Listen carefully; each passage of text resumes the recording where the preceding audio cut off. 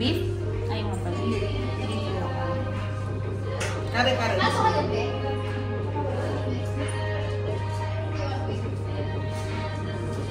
Puro gulay. Nakatago ang ating. Pero okay yung serving mo.